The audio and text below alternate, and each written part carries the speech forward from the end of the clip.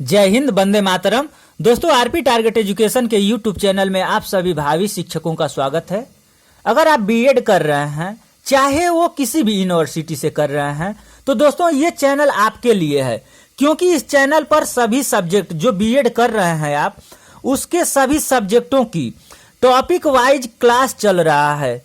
इस चैनल पर आपको प्रैक्टिकल मिलेगा, हर एक बुक के टॉपिक वाइज क्लास मिलेगा। तो दोस्तों आइए आज हम लोग देखेंगे बीएड फर्स्ट सेमेस्टर के पेपर नंबर 2 को। पेपर नंबर 2 के अंतर्गत एक कुछ महान शख्स हैं, जैसे रविंद्रनाथ टैगोर, महात्मा गांधी, श्री अरविंद घोष और जे कृष्णमूर्ति।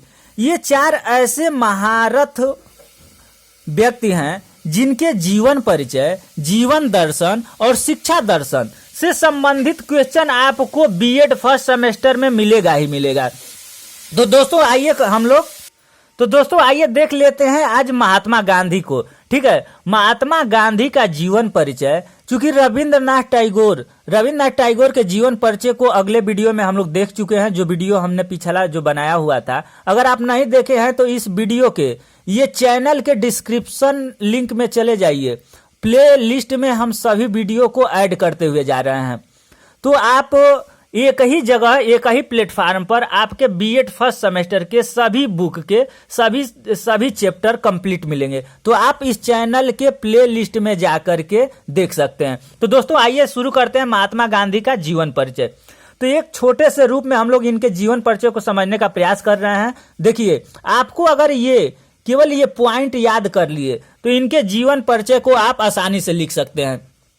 तो चलिए, इनका पूरा नाम क्या था? मोहनदास करमचंद गांधी। तो इनका अगर पूरा नाम अगर पूछ दे, हो सकता है कि कभी कभी क्वेश्चन में ये भी पूछ देता है कि महात्मा गांधी का पूरा नाम क्या था, तो मोहनदास करमचंद गांधी। ये तो आप लोग बहुत पहले ही पढ़ चुके हैं, ठीक है, लेकिन इसको हम लोग रिवीजन कर ले रहे हैं। पिता का नाम करमचंद गांधी, माता का क्या नाम था? पुतली बाई। जन्म दिनांक इनका क्या था? 2 अक्टूबर 1869, 69। ठीक है। जन्म स्थान कहाँ था? गुजरात के पोरबंदर क्षेत्र में। ठीक है। राष्ट्रीयता इनका क्या था? ये भारतीय थे। धर्म क्या था? हिंदू। जाति कौन थे? गुजराती। शिक्षा बैरिस्टर। ठीक है, ये बैरिस्टर थे। और अल्फ्रेड, ठीक है, अल्फ्रेड हाई स्कूल राजकोट से और इनर यूनिवर्सिटी कॉलेज लंदन। इनकी पढ़ाई राजकोट और लंदन में हुई थी। ठीक है। इनके पत्नी का क्या नाम था? चलिए, तो इनके पत्नी का क्या नाम था? कस्तूरबा गांधी कपाड़िया। ठीक है। देखिए, इनकी जो पत्नी थी उनका नाम क्या था? कस्तूरबा माखनजी कपाड़िया। लेकिन इनका बाद में जब महात्मा गांधी से शादी हो जाती है तो उस समय ये कस्तूरबा गांधी इनको बुलाते हैं। ठीक है। इनको क्या नाम दे दिए? कस्तूरबा गांधी। इनका जीवन काल क्या रहा? इनके पत्नी का जीवन काल तो 1883 से 1944। ठीक है, 1944। बेटे का नाम, चूंकि महात्मा गांधी के कितने बेटे थे? 1 2 3 4। इनके 4 बेटे थे, हरिलाल, मणिलाल, रामदास, देवदास। ठीक है। इनकी मृत्यु कब हुई? 30 जनवरी 1948 को। हत्यारे का नाम, इनकी हत्या हुई थी। ठीक है। इनकी मौत प्राकृतिक नहीं हुई थी, इनकी हत्या की गई थी। तो हत्यारा जो था उसका क्या नाम था? नाथूराम गोडसे। ठीक है। नाथूराम गोडसे ने 30 जनवरी 1948 को इनको गोली मार दी थी। ठीक है। इनका प्रसिद्ध नाम क्या था? महात्मा गांधी जी, बापू जी, गांधी जी। ठीक है। इनका पूरा, जैसे इनको लोग प्यार से पूरे विश्व में, पूरे भारत में देखा जाए, क्या बाहर विदेश में भी लोग इनको बापू जी, गांधी जी के नाम से जानते थे। ठीक है। अब आइए इनको विस्तृत थोड़ा सा देख लेते हैं। दोस्तों, वीडियो लंबा ना हो जाए इसलिए हम इसमें जो भी समझाने लायक होगा उसको हम समझाने का प्रयास करेंगे, नहीं तो जल्दी जल्दी पढ़ रहे हैं, इसको आप लोग देखते रहिएगा, आप लोग याद करिएगा। महात्मा गांधी जी को राष्ट्रपिता बापूजी महात्मा गांधी भी कहा जाता है। पूरे भारत में महात्मा गांधी जी को सुपर फाइटर के नाम से भी जाना जाता है। ठीक है। इनको सुपर फाइटर के नाम से भी जाना जाता है। क्यों सुपर फाइटर के नाम से जाना जाता है, वीडियो में हम लोग देखेंगे तो समझ लेंगे। आगे देखिए, जिन्होंने कई आंदोलन किए और जीते भी। पूरे भारतवर्ष में शायद ही कोई व्यक्ति होगा जो इन्हें नहीं जानता होगा। ठीक है, यानी पूरा भारत भर में कोई भी ऐसा व्यक्ति नहीं होगा जो कि महात्मा गांधी को न जानता हो। महात्मा गांधी जी का जन्म गुजरात राज्य के पोरबंदर जिले में 2 अक्टूबर 1869 को एक साधारण से परिवार में हुआ था। ठीक है, गांधी जी के पिता का नाम करमचंद गांधी था, जो कट्टर हिंदू एवं ब्रिटिश सरकार के अधीन गुजरात में पोरबंदर रियासत में प्रधानमंत्री थे। ठीक है, ये ब्रिटिश सरकार में, ठीक है, इनके जो पिताजी थे वो ब्रिटिश सरकार के अधीन गुजरात में पोरबंदर रियासत के प्रधानमंत्री थे। ठीक है, गांधी जी की माता अत्यधिक धार्मिक महिला थी। इनकी माता अधिक धार्मिक महिला थी। उनका पालन पोषण वैष्णव माता को मानने वाले परिवार में हुआ था। यानी इनकी माता जो गांधी जी थे, उनके माता धार्मिक परिवार की थी और इनके माता को पालने वाला जो व्यक्ति था वो वैष्णव माता को मानने वाला परिवार था। ठीक है, यानी धार्मिक विचारधारा के लोग थे जो इनके माता को पाले थे हुआ था। और उन पर जैन धर्म का भी अधिक गहरा प्रभाव पड़ा था। ठीक है, जो गांधी जी थे, वो गांधी जी की मां, उन पर क्या था, जैन धर्म का भी अधिक गहरा प्रभाव रहा, जिसकी वजह से इनके मुख्य सिद्धांतों जैसे अहिंसा, आत्मशुद्धि और शाकाहार को उन्होंने अपने जीवन में उतारा था और गांधी जी भी इस नियम को मानते थे।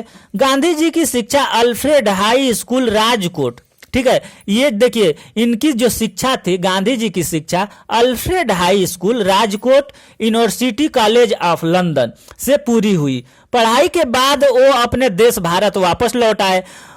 मुंबई, ठीक है, बंबई लिखा हुआ है लेकिन इसे मुंबई यूनिवर्सिटी से मैट्रिक 1887 ईस्वी में पास किए। ठीक है, ये मैट्रिक कब पास किए, 1887 ईस्वी में पास किए और उनके आगे की शिक्षा भावनगर के सामल दास स्कूल से ग्रहण की। दोनों ही परीक्षाओं में वह शैक्षणिक स्तर पर वह एक औसत छात्र थे। उनका परिवार उन्हें बैरिस्ट्री बनाना चाहता था। 4 सितंबर 1888 ईस्वी को गांधी जी बैरिस्टरी की शिक्षा के लिए लंदन गए। ठीक है, बैरिस्टर, ठीक है, बैरिस्टर इनको बनाना चाहते थे, गार्जियन जो अभिभावक थे। रविंद्रनाथ टैगोर में भी हम लोग देखे थे, रविंद्रनाथ के पिताजी जो थे वो रविंद्रनाथ टैगोर को भी बैरिस्टर बनाना चाहते थे। उनको पढ़ाई के लिए कहाँ भेज दिए, लंदन वो भी भेजे थे। और लेकिन रविंद्रनाथ क्या था, रविंद्रनाथ ने अपनी पढ़ाई बीच में छोड़ करके आ गए और उनका जो विचार था वो साहित्य के क्षेत्र में था। ठीक है, वो साहित्य लिखना शुरू कर दिया। आइए इसमें गांधी जी को हम लोग देखते हैं। ठीक है, गांधी जी भी बैरिस्टर की शिक्षा के लिए लंदन गए। ये भी लंदन ही गए थे, लंदन गए जहां उन्होंने यूनिवर्सिटी कॉलेज ऑफ लंदन से दाखिला लिया। गांधी जी का विवाह 13 वर्ष की आयु में ही कर दिया गया था। इनकी पत्नी पोरबंदर के एक व्यापारी की पुत्री थी। ठीक है, पोरबंदर की एक व्यापारी की पुत्री थी जिसका नाम कस्तूरबा माखन जी था। जिस समय गांधी जी की शादी हुई उस समय कस्तूरबा माखन जी की उम्र 14 वर्ष थी। यानी जो गांधी जी थे वो छोटे थे और इनकी पत्नी क्या थी, 1 वर्ष इनसे बड़ी थी। 1 वर्ष नहीं, 13.5 वर्ष के थे। 13 वर्ष 5 माह के थे जब गांधी जी का शादी हुआ था। ठीक है, और ये 14 वर्ष की यानी 7 माह बड़ी थी। 2 वर्ष बाद महात्मा गांधी की उम्र 15 साल हो गई। ठीक है, ये 13 साल में शादी किए, 2 साल बाद इनकी उम्र 15 साल हो गई 1885 ईस्वी में। उसी समय इनको 15 वर्ष के हो गए थे, तभी इनको पहली संतान ने जन्म लिया है। तभी जब महात्मा गांधी 15 साल के हो गए थे 1885 में, तो इनको पहला संतान की उत्पत्ति हुई। ठीक है, कुछ ही समय पश्चात उनकी मृत्यु हो गई। किनकी मृत्यु हो गई, जन्म लिया, पहली संतान ने जन्म लिया था लेकिन कुछ ही समय पश्चात उसकी मृत्यु हो गई। इसी वर्ष गांधी जी जो इनके पहली संतान थी उसकी मृत्यु हो गई थी इसी साल। ठीक है, जब यानी इनके पहले बच्चे का जन्म हुआ था तो उसी समय उनके पिताजी करमचंद गांधी जी की भी मृत्यु हो गई। महात्मा गांधी जी ने अन्य सभी क्रांतिकारी स्वतंत्रता सेनानियों के साथ मिलकर हमारे देश को ब्रिटिश शासन से छुटकारा दिलाया था। ठीक है, यहाँ पर हम लोग सब लोग जानते हैं कि महात्मा गांधी का देश को आजाद करने में क्या क्या रोल रहा, क्या क्या भूमिका रहा। ठीक है, इसको ज्यादा बताने की जरूरत नहीं है। आगे देखिए, महात्मा गांधी जी ने भारतीय लोगों को सदा जीवन और स्वदेशी अपनाने का विचार दिया था। ठीक है। कुछ इनके जो जीवन विचार थे उसको आप लोग ध्यान में रखिएगा, ये पॉइंट आप लोगों को ध्यान देना ही देना होगा, दीजिएगा नंबर अच्छा उठेगा, ठीक है। जैसे महात्मा गांधी जी ने भारतीय लोगों को सदा जीवन उच्च विचार, कहते हैं ना सदा जीवन उच्च विचार, तो इनका था कि सदा जीवन और स्वदेशी अपनाएं, अपना खादी, इसीलिए ये चरखा अपना लिए सूत काटना शुरू किए और बताए कि स्वदेशी कपड़ा का अपना प्रयोग करें, न कि विदेशी। महात्मा गांधी जी ने असहयोग आंदोलन, सविनय अवज्ञा आंदोलन, नमक आंदोलन और डांडी मार्च जैसे कई महान कार्य किए, ठीक है। जो महात्मा गांधी थे असहयोग आंदोलन शुरू किए, सविनय अवज्ञा आंदोलन शुरू किए, नमक आंदोलन किए, डांडी मार्च यात्रा शुरू किए, जैसे कई महान कार्य किए। महात्मा गांधी जी की हत्या 30 जनवरी 1948 में नाथूराम गोडसे द्वारा कर दी गई थी। रघुपति राघव राजा राम, यह एक प्रसिद्ध भजन है। जैसे गांधी जी, जो महात्मा गांधी जी थे, वो उनका सबसे लोकप्रिय भजन, ठीक है, कौन था? रघुपति राघव राजा राम। आप लोग भी सुने होंगे ये भजन। तो इनका सबसे प्रिय भजन था, जिसके रचयिता लक्ष्मणाचार्य हैं, ठीक है। कौन है?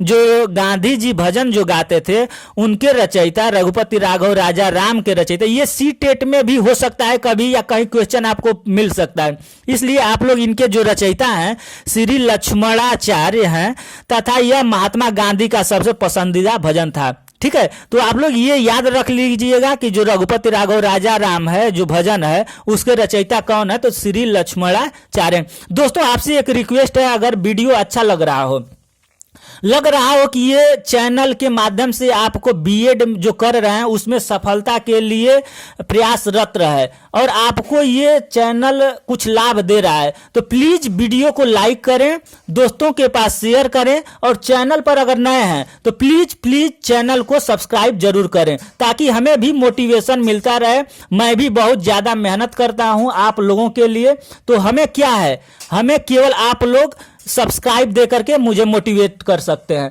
चलिए तो अब देख लेते हैं महात्मा गांधी का शिक्षा दर्शन। महात्मा गांधी का शिक्षा दर्शन मनुष्य के शरीर, मन तथा आत्मा का सर्वांगीण तथा सर्वोत्कृष्ट विकास से अभिप्रेरित है, ठीक है।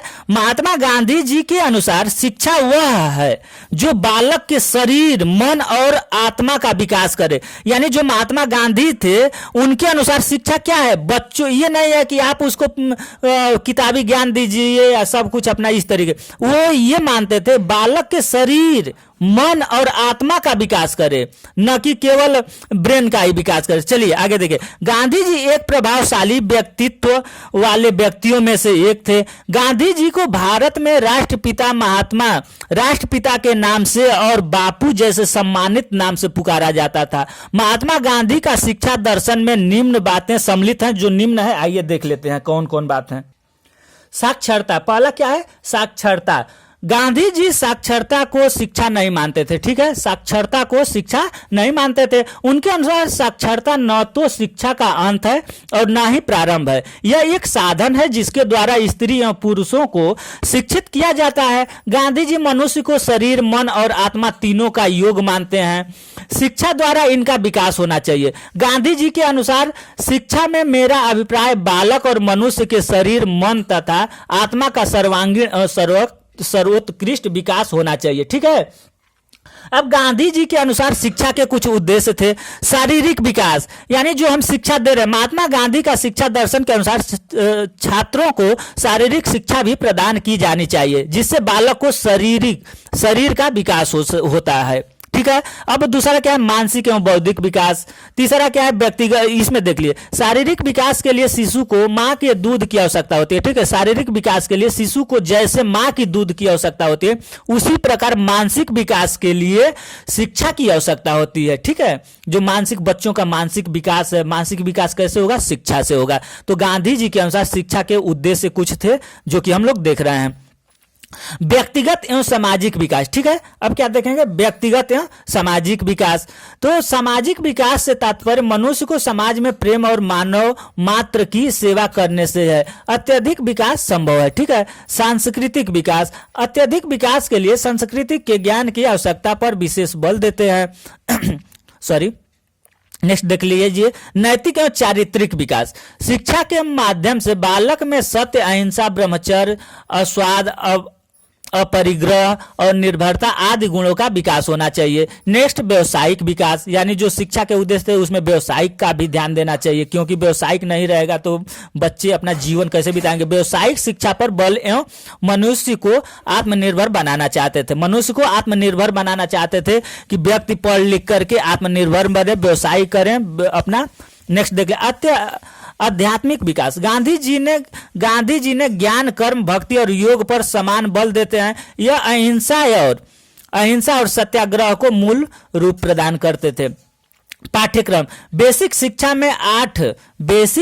में 1 से 8वीं तक हस्तकला उद्योग को प्रमुख स्थान, मातृभाषा, व्यवहारिक गणित, सामाजिक विज्ञान, सामान्य विज्ञान, संगीत, चित्रकला आदि का इन्होंने पाठ्यक्रम में समायोजन कराने का विचार दिया था। ठीक है, आगे देखिए, शिक्षण विधियां, कौन शिक्षण विधियां द्वारा बच्चों को पढ़ाया जाए, क्या अपनाया जाए, उसके बारे में क्या बोले। अनुकरण विधि, यानी जो बच्चे अनुकरण देख करके जो सीखते हैं उसको उन्होंने शिक्षण विधि में शामिल करने के लिए कहा।